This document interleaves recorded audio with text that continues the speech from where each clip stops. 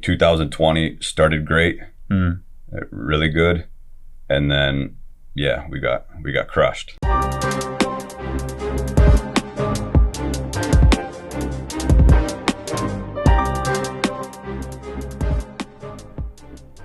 Welcome back to another episode of the Genero's podcast. Today I'm joined by Michael Huotari from Forenom. Forenom is the leading corporate housing provider in the Nordics and also one of the leading service apartment providers in Europe. Yes.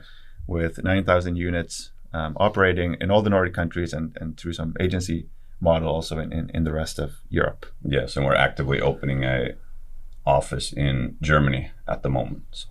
Awesome. So Michael, quickly, if you could introduce yourself, what do you do at Forenom? How did you end up there? Yeah, so Michael Huotari in Finnish, or Huotari in English. Was actually born and raised in America. Lived there until I was about 24. I have Finnish ancestry, which explains the last name. Moved here in 2008. Have a wife and kids. I went to business. I was actually an electrician when I first moved to Finland.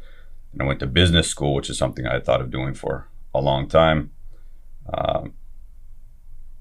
During business school, I was actually working on developing some technological solution for the construction industry, but it would have meant I would have needed to raise money, et cetera, and maybe wasn't quite ready at the time.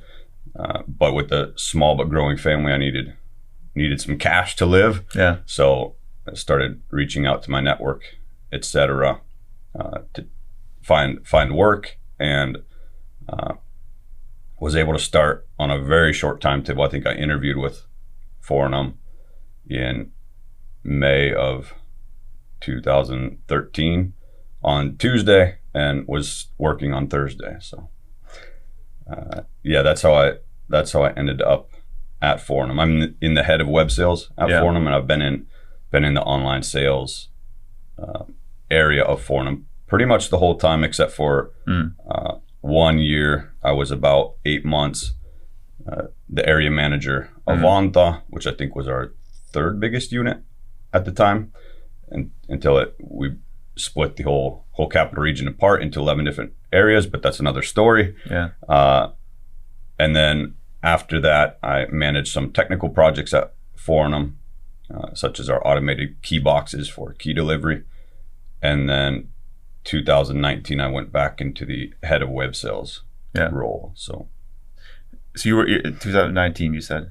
Yeah, I was from like 2013/14 to end of 2017 in web sales, and then about a year area manager and technical project manager, and then back in 2019 into web sales. So that was just before the world your industry turned upside down, because obviously being a provider both for B2B and B2C kind of housing, your fate is very directly tied to the accommodation travel. Yes, for sure. 2020 started great, really good, and then we got crushed. Yeah. So we started. Go ahead. Yeah. So what happened? Was it in March? If you could take us back to was it around March in 2020? What was the first signals, and then kind of how quickly did it all come to a halt? How quickly did you figure out that all the projections you had for 2020 were not going to materialize? Yeah. If I actually go back even a little, even pre 2020, Forenom has been a growth company. Maybe 2018, 2019, we concentrated more on getting our systems and processes in place to be able to scale up even more. So there was less growth then, but from 2001 to 2018, roughly, we were clearly a growth company. So that was exciting. Just to clarify, how much did your revenue grow during that period? Don't know if I can remember now off the top of my head, but let's say something like roughly 25x in my area. Wow. Something like that. Substantial growth. Yeah. If I'm not lying completely. I think that's right though. So Forenom was a growth company, which was super exciting for me too, and my area was growing, I was learning, etc. Then we had this kind of pause where we were building processes for scalability. That was 2019?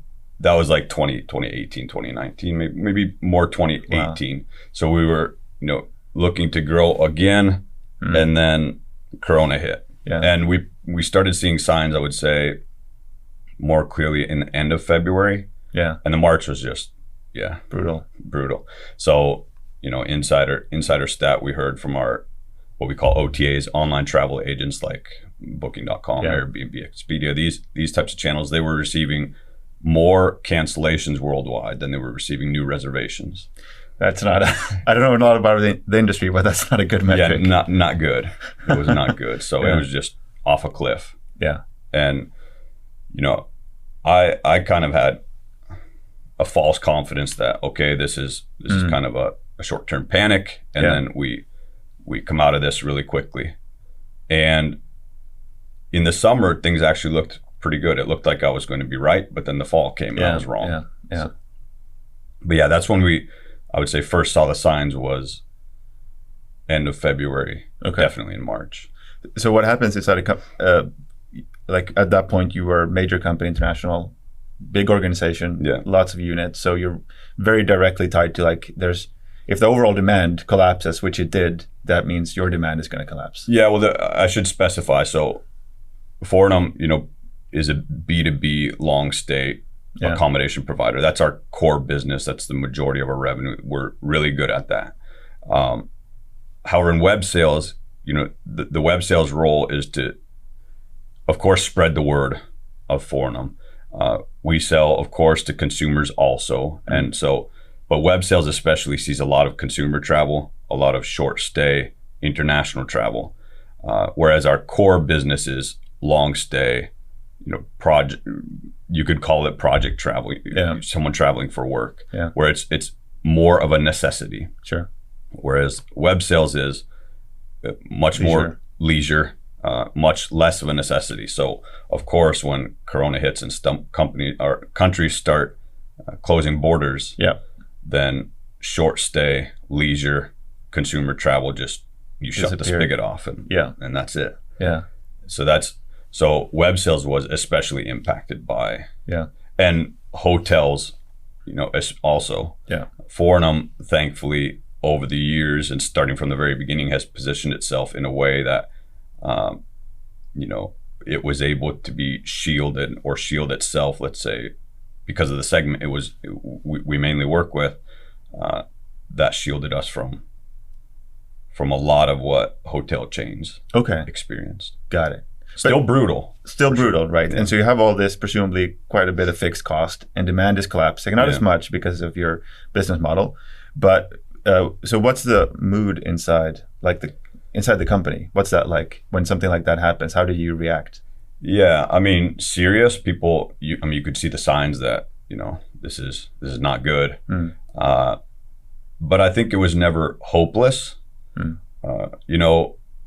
We were hearing things like 20,000 hotel rooms are closed across the Nordic region, for quite a while during Corona. But Forenom, to my knowledge, didn't close any locations. We may have, let go of a location or two or some apartments or something.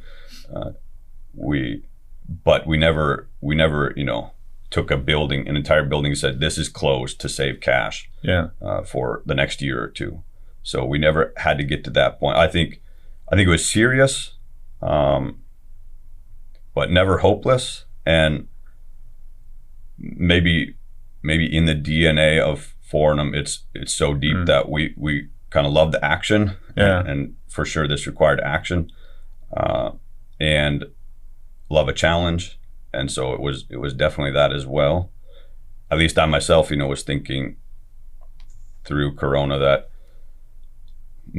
if we can battle through this, like taking it seriously, yes, but trying to remember to also not take it too seriously. Like still find times to laugh. I like to make bad jokes and try to make people smile.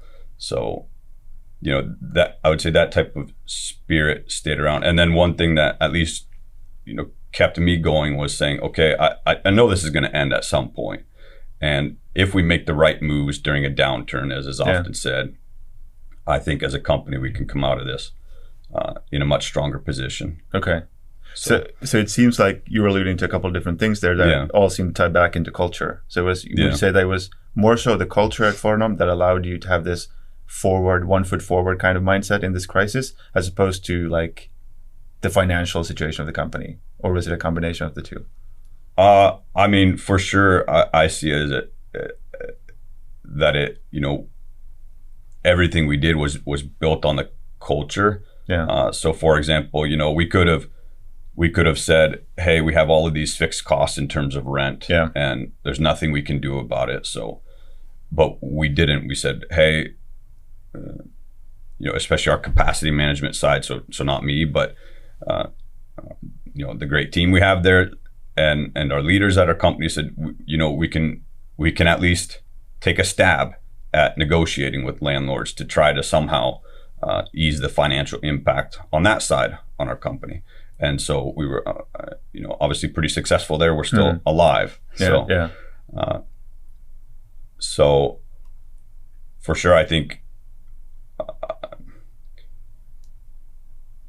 in 2018, again, we put a lot of attention, I would say, when we put a lot of attention into those processes and scalability, we were also paying attention to more so than ever into profitability and where's our money going. And so that probably also helped us prepare. So we were more aware of, cash flow, things like this as we entered 2020. So that probably made it more easy for us then to decide, what type of actions can we take during 2020 and 2021. But for sure, I think, at the base of it, we have a leader, Johannes Kongas, who has been the CEO since we've started. He loves action, a million ideas a day. And so, and I think I think Forenom has been very successful in spreading this type of culture throughout the organization and preserving it as well. I think it's really interesting. One thing that you mentioned was the fact that you prepared, not knowing that this was going to happen, obviously, but you were well prepared in having put those systems in place, having done the work of figuring out your profitability and cash flow. So you're able to, you were really well prepared. I think a lot of companies now are being forced to do that, but it goes to show that it's better to have your house in order before a crisis hits. I think I'm a little bit smiling internally because if our CFO was here, he might be correcting me on a few things. Very likely would be, but anyway, I think that's, in my opinion, the broad story here. For sure, there's details that I'm absolutely. So it sounds like you made what came very naturally to your company, to Forenom, but you made a conscious decision to not shrink back in this crisis, right? Which is, I think, a really important point, because as a company, very few companies are going to face kind of like such a severe and instantaneous crisis as one that you faced, right? Just like a complete demand falling off a cliff, and yet you were able to make a decision to push forward, which I think speaks volume as to the fact that we still have, all companies in the midst of uncertainty and challenges, still have opportunities to decide on how they're going to respond. For sure. One concrete example that comes to mind is, in about the summer of 2020, when things were going okay, but still, it was clear that I was wrong and the fall wasn't going to be as great as it had been previously. But still, we made the decision that we're going to invest more than ever in, for example, online marketing, which was, talk about cognitive dissonance, right? The business has taken a major hit. We're focusing on saving costs, but at the same time decided we're going to invest more than ever in the online marketing side, which, it was a long-term bet that we think we can be better in the online world. We think we're going to make it through this time that tough time that we're in now. And we think that if we make the right moves when we're in this tough time, that we'll come out twice as strong on the back end. So yeah, like that would be one concrete example of the culture and how we reacted to the situation. For sure, not every company is willing to take those types of risks in that type of environment. Since you mentioned your CFO, I'm curious, how were you able to get approval from the CFO on such like you said, it's a very bold bet to be making in those circumstances. Like, what were the metrics you were looking at to justify that kind of increase in marketing investment? Yeah, so we worked with the partner, which funnily enough is Genero, to come up with a model where both of us would take on risk, but it would also not be a fixed cost. So it would be based on actual revenue. And so then it's easy to say, well, we're paying this much because we've produced this much, or we're only spending this much because we've only produced this much. That made the conversation, decently easy internally, I would say. But if we would have went with like, we're going to go with a fixed cost here, 12-month commitment, then it's a whole different conversation. I think that's a really interesting point, is like reducing risk with some variable based performance based pricing. But I think in a situation like that, it's totally fair to shift some of the risk between partners, to share some of the risk, because otherwise it's just untenable to keep spending and investing. Yeah, exactly. Taking on fixed costs would have been really difficult at that point, but being able to throw them into the variable cost category. So what were some of the concrete ways that you increased what were some of the places that you invested in terms of online marketing in the fall of 2020? I would say we started, taking on a new partner. We were more definitely started producing more content. That we became maybe more active and structured in channels that we were using, and we also started testing new channels as well. Started taking actions in new areas, or even more actions in existing areas. So grew Facebook marketing, grew Google marketing. Over the next few months, you tested out new channels, TikTok, for example. Started testing with product feeds to Facebook. So things like this that we had been, I would say, pretty stable in our approach to online marketing previous to this, but we became more adventurous, I'd say. And you were aided by the fact that you kind of figure out you had the analytics and measurement and profitability tracking in check, so you were kind of able to, and with the performance-based pricing, you were able to make sure that you were actually investing in things that were driving growth in the short term. Yes, driving growth in the short term, but also understanding that what we do now has a long-term effect. So how were you balancing, let's say, the short-term demand capture versus the longer-term demand generation and building Forenom's brand awareness? Was that a conscious decision that we need to see X amount of return in the short term, but also expecting to see an even bigger return in long term? How were you thinking about the trade-off or balance? We did some measuring of, or we do measure some. We have some KPIs for measuring, brand reach, but I think we have room for improvement there for sure. I think mainly for us, it's just been, we're placing a bet even if we don't have the perfect metrics in place on the long-term impact. I don't know if anybody does. No, I think that's a really good point of I think if you're able to strike that balance where you can quantitatively somehow prove that your investments are generating a short-term return, but then also just qualitatively knowing the fact that if we get our brand out there, if we're able to get people into your rooms and homes or houses, apartments, that's going to have a long-term impact. I would say maybe most important has just been buy-in to that idea in the company. For sure, if the short-term metrics aren't there for a long enough period of time. CFO is not going to be. Yes, then people are going to be asking tough questions. Yeah, as they should. As they should. So that, especially during Corona, has been like at the forefront of the discussions. But also always, like I said, we have the understanding, and we believe that if our short-term metrics are good enough, that we should continue doing this, and we believe that it will have a positive long-term impact as well. There's been some recent cases where I think it, again, the long-term impact is difficult, if not impossible, to assign to a specific action.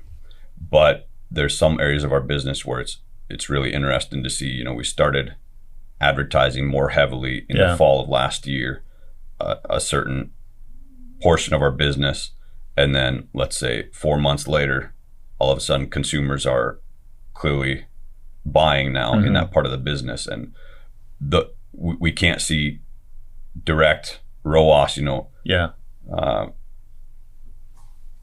We were seeing basically no ROAS back 4 months ago, but there's not much other action, or even no action, that we've been taking in this area targeting consumers, and yet they're buying. So somehow they're aware now. I think that's such a huge competitive advantage, to have that shared understanding of how marketing works, and that willingness to bring in a bit of like to uncertainty, basically. Yeah, that's such a huge competitive advantage, allowing you to invest where maybe competitors who are focused on only the quantitative short term are pulling back. Did you look at, when you're making these investments, were you looking at it as a customer acquisition, like increasing market share? Was that the kind of the big picture? Yeah, well, if we go back to Corona, like that was survival mode. So any customers we could get was a good thing, whether they're, making sure we secure making sure our current customers are coming back to us, and then acquiring new customers. So that was about survival. Now I would say as we have put on our growth hats now, end of last year, and now especially as we go into 2023, then we're starting to have more of this type of conversation, like who exactly do we want to target and how. Okay. So bring it back to 2023 now. There's quite a bit of uncertainty, certainly compared to 2020 for you guys. This is like a honeymoon. But how are you thinking? What are some of the lessons you maybe taken with you from those periods, and that you're going to be applying now as you're focused on growth? Kind of, again, it's from survival to growth mode. What are some lessons that you've taken with you? Yeah, it's a good question. I mean, one lesson is or is it a lesson or not? But strengthen, I think, the understanding that Forenom as a company, like the culture, allows it to survive and thrive major shocks to the system, if we put it that way. So I think we had already seen that before also in other past events, but it was probably strengthened throughout the whole company now. So maybe one takeaway there. Also, in times of uncertainty, action is for sure a good thing. Although, even if you try to limit, of course, bad actions, but have a bias, I think, to making decisions and taking action sooner rather than later. And hopefully you don't take any actions or make any decisions that destroy your business, but generally speaking, you can reverse decisions too without sinking your business if you can notice quickly enough. So paying close attention to key areas of the business for sure.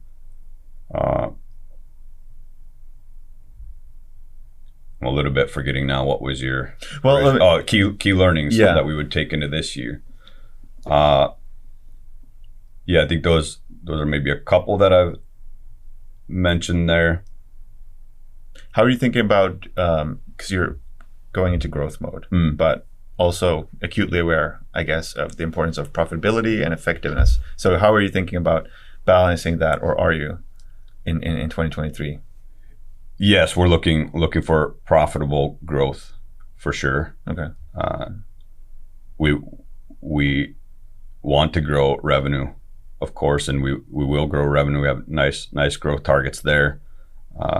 Again, we're opening up in Germany, and we have our agency expansion business. But yes, the idea is that as our revenue grows, our profitability grows as well.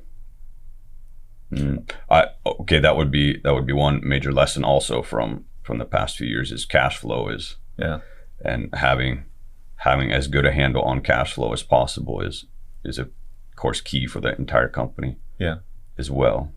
Have you done started doing like more segmentation when it comes to customers and figuring out like, hey, this would be if you could grow in this segment, it would be a nice short-term bump in revenue, but the profitability or the contribution margins are just not there. So have you become more maybe mindful of the kind of growth that you want?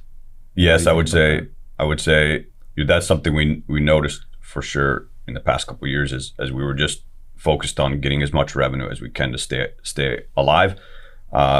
We were targeting anybody and everybody, but it was a constant conversation like, okay, this could be harmful to us in the long run if we don't position ourselves. So, in terms, if our customers get a muddied understanding of who we are or a complete lack of understanding, then it's going to start to hurt us in the long run. So, yes, that's something we're working on now is more specific customer segmentation and looking at, who do we really want to serve? Maybe that's clear now, but then how do we want to serve them? What channels do we want to use? What messaging do we want to reach out to them with? These types of things are under construction at the moment. I would say we have broad understanding in these areas, but we're looking to go deeper now. How would you say, going back to what you mentioned about like the performance-based, finding a compensation models that shares the risk between partners and maybe aligns incentives? How do you think about, is that something that you see the marketing industry could use more of in 2023 and beyond? I think it's for sure interesting. I think, on the client side, if we put it that way, versus the agency side. So on the client side, again, it's the easier decision if we can say something like, well, put it this way, if it's an easier decision to say, we think this is a key metric, and if you can help us improve this key metric, we're willing to compensate you this amount. That's a whole different discussion than the agency saying, hey, we want X amount of euros no matter what happens to your business for an entire year. Yeah. So, I think it's a challenge, but somehow finding a way to tie compensation to performance, which is pretty standard also, like in sales, for example. Right. You have a base commission or a base wage, monthly wage, and then a commission as results improve. What would you say to someone who says that, it's fine, it works in sales because sales is quantifiable, but marketing has all these long-term effects that, drives demand and awareness, and it falls into all these different buckets that are really hard to measure. So we just have to use fundamentally different metrics that are impossible to quantify. What would you say to someone with that perspective? I get it for sure. It's a risk on the agency side in this example.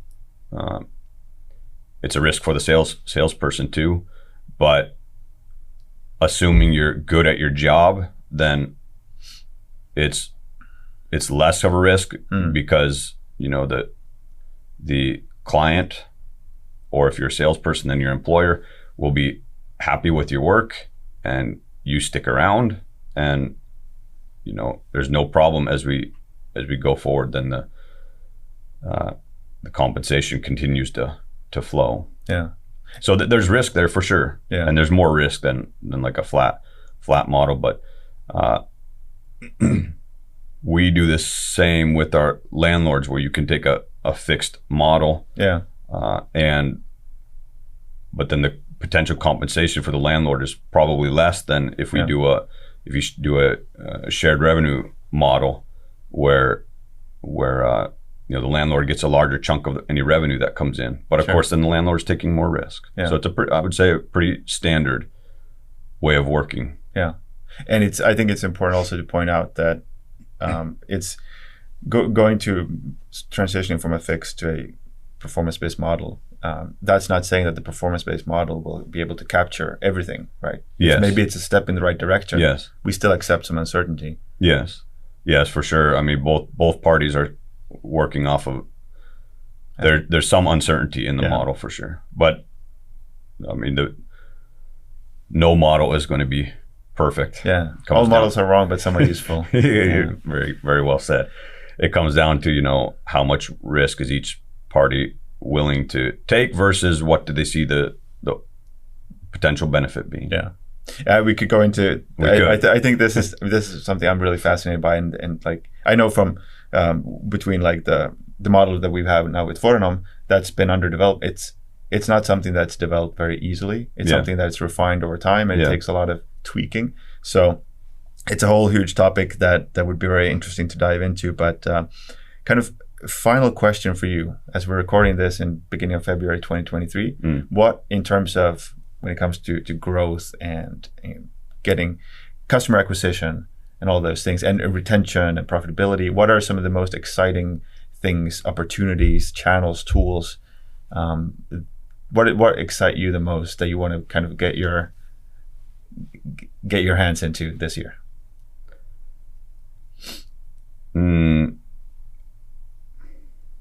I think there's an opportunity out there for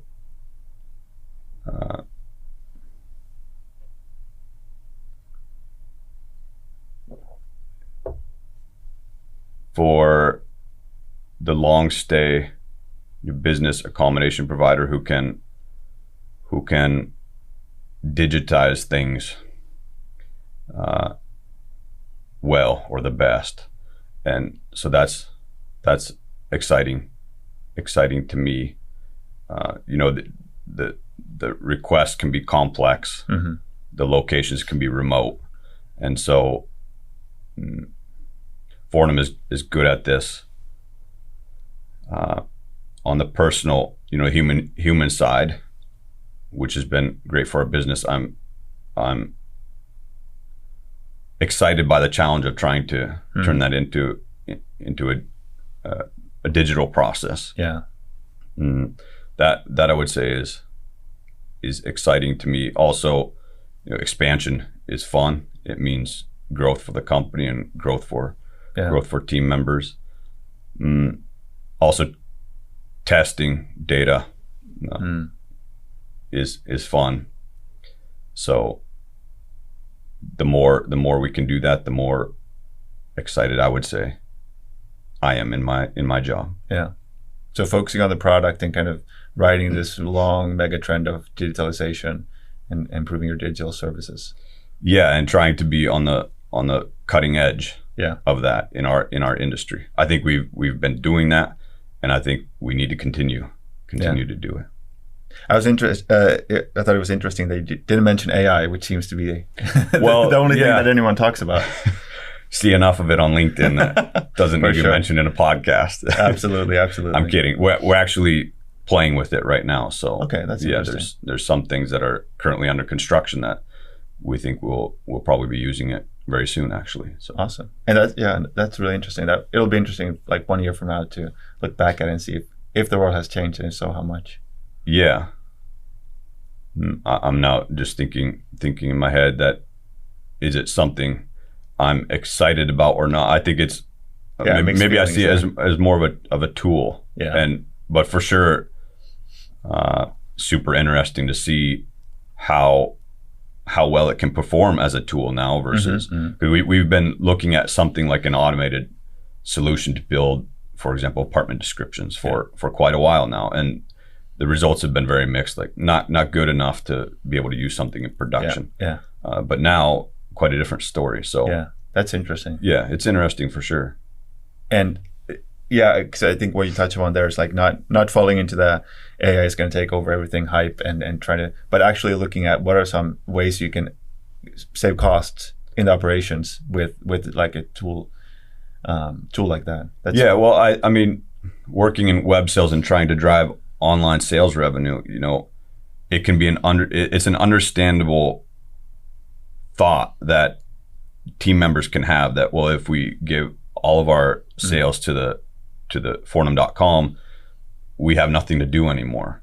But I don't really see it that way. I see it as, the salespeople are still building relationships with the customers. Ultimately, that's what's going to keep our customers coming back to us or not, how well we can serve them. And for sure, our sales team plays a critical role here. I think, like I would say AI, I see it similar. Like AI for sure will have a role, and for sure it'll make us more efficient, make our lives easier. But yeah, at least at this point, I don't really have a fear of we all are sitting at home on a couch with nothing to do because AI has taken us over. No, some others have more dystopian perspectives, but I think we'll find something to do. I agree, and that's it's good to end on that optimistic note. So thanks a lot, Michael, for joining us, and I wish you and all the guys at Forenom much success this year, and best of luck. Thank you. It was fun.